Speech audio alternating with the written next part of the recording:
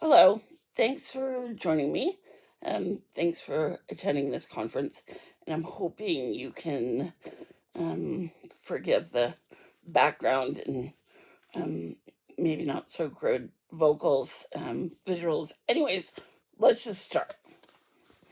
Um, Traditionally, for the last 20 years or so, events here in Canada are started by acknowledging the land on which one stands, the traditional lands on which one stands.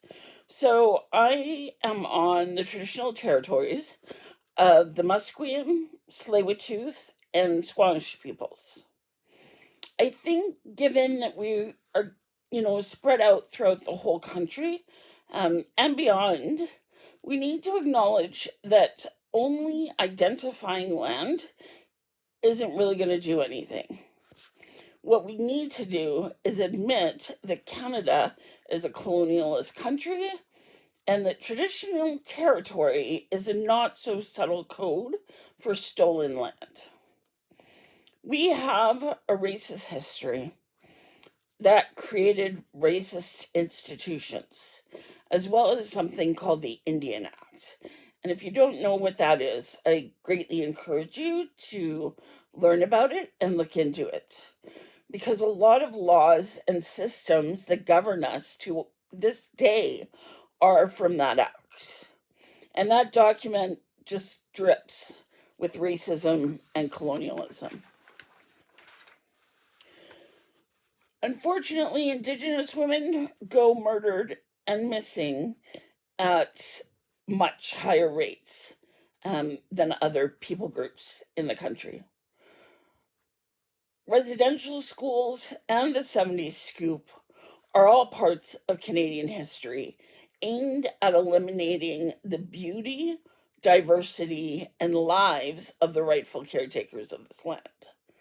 We must understand the theft of land, lack of clean water, stripping of resources, violence, poverty, the decimation of language, and attempted eradication of everything traditional exponentially increases the risk for Indigenous girls, youth, and women to be targeted by those predatory and parasitic parts of the sex industry, not just here, but globally as well. Here in Canada, we had an enormous study done that crossed the country and looked at the state of Indigenous women and girls' lives and why they were missing or murdered with unfortunate frequency. And the document had this one part in it. And the quote is, the RCMP have proven to Canada that they are not even capable of holding themselves accountable. In Canada, were we to have legal or fully decriminalized prostitution, could we really rely on them to help the violence with the violence that is so intrinsic to prostitution?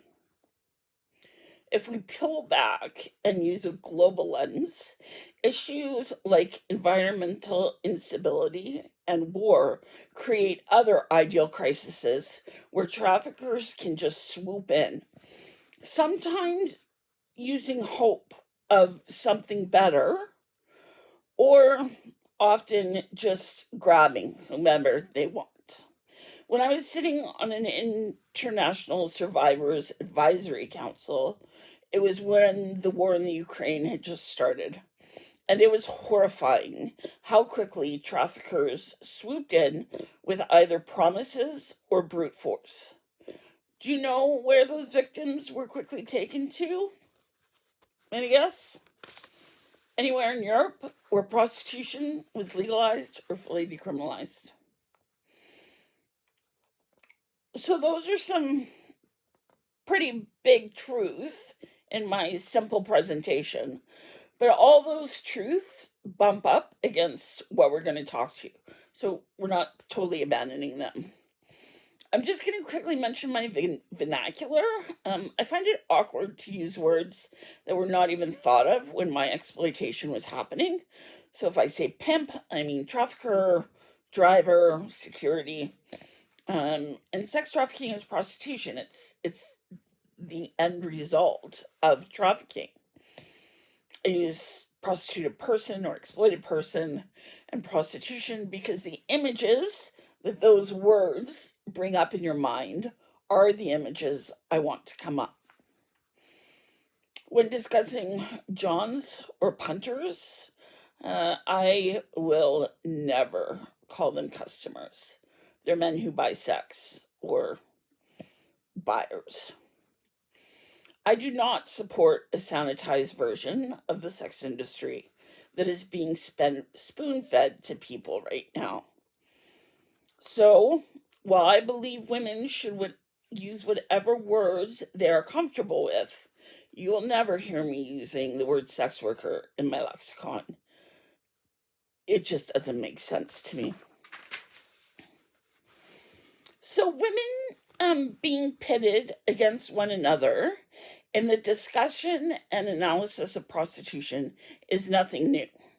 Women being forced to use our lives and our experiences to prove or disprove how safe or harmful the sex industry is in fact the predominant argument put forth in regards to prostitution.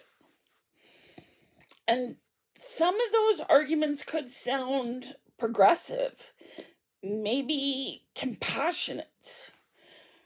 We've even heard from, really misguided souls who think the sex industry is empowering and actually in the spirit of feminism.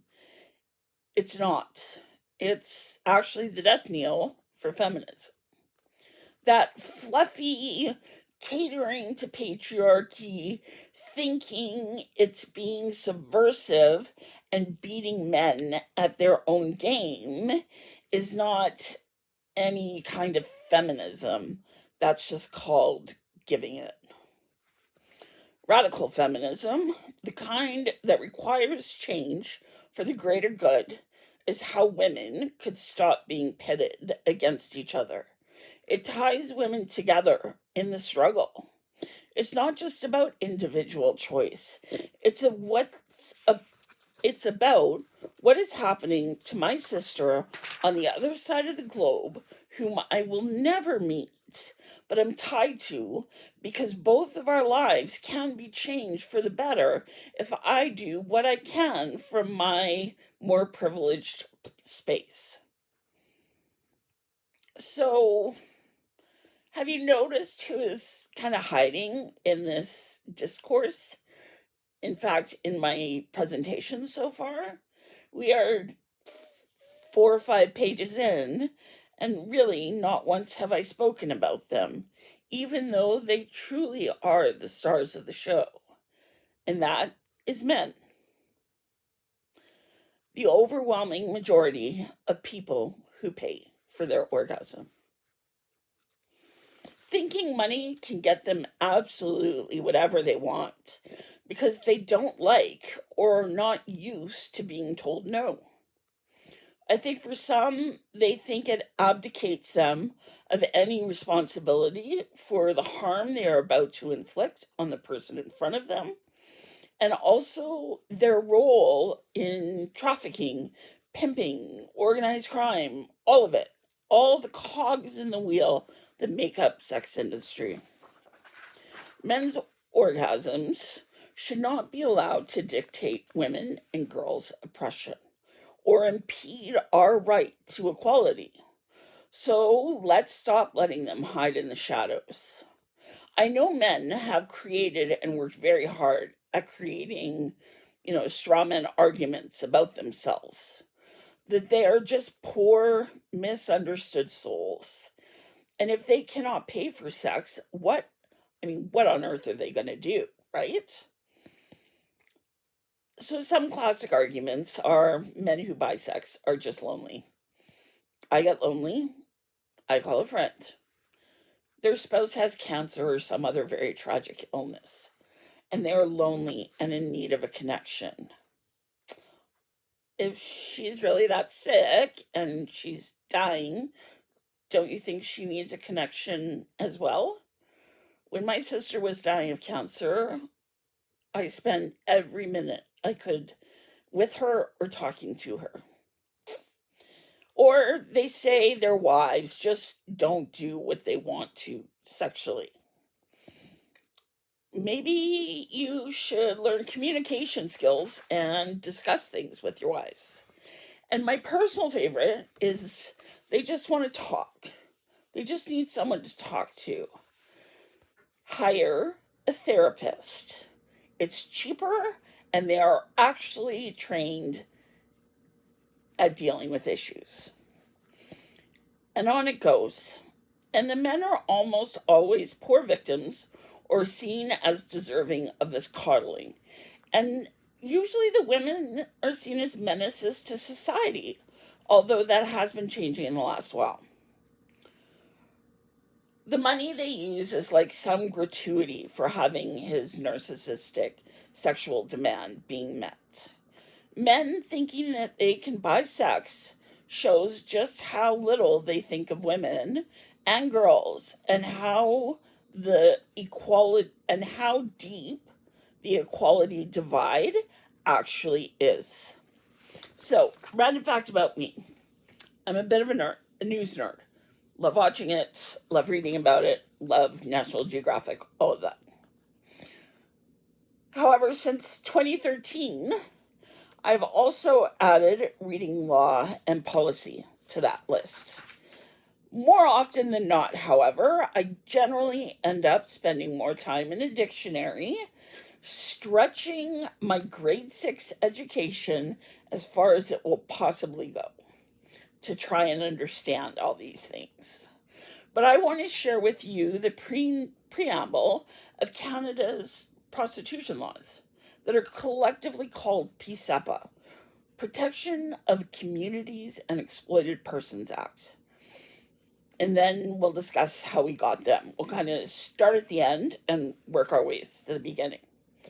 Whereas the Parliament of Canada has grave concerns about the exploitation that is inherent in prostitution and the risks of violence posed to those who engage in it. Whereas the Parliament of Canada recognizes the social harm caused by the objectification of the human body and the commodification of sexual activity. Whereas it is important to protect human dignity and the equality of all Canadians by discouraging prostitution, which has a disproportionate impact on women and children. Whereas it is important to denounce and prohibit the purchase of sexual services because it creates a demand for prostitution.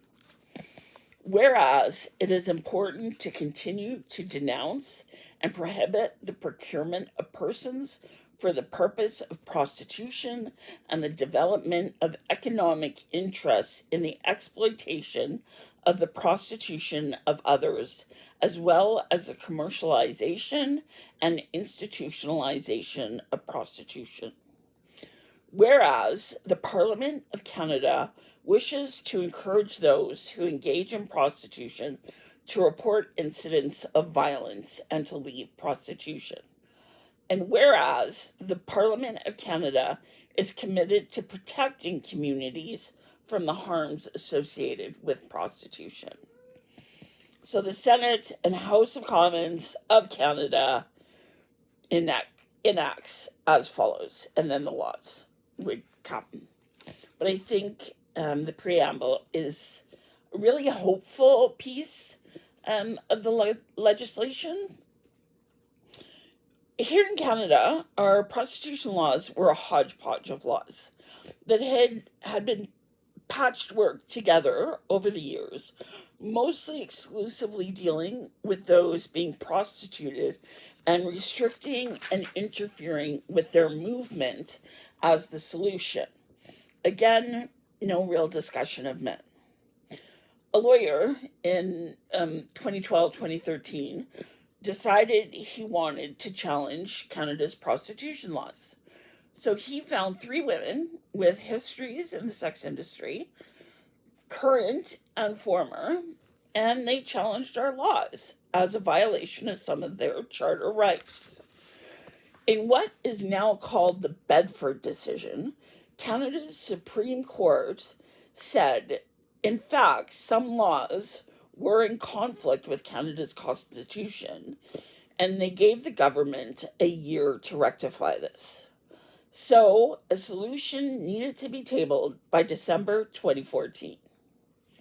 Let me tell you, that was a year, and the struggle was on.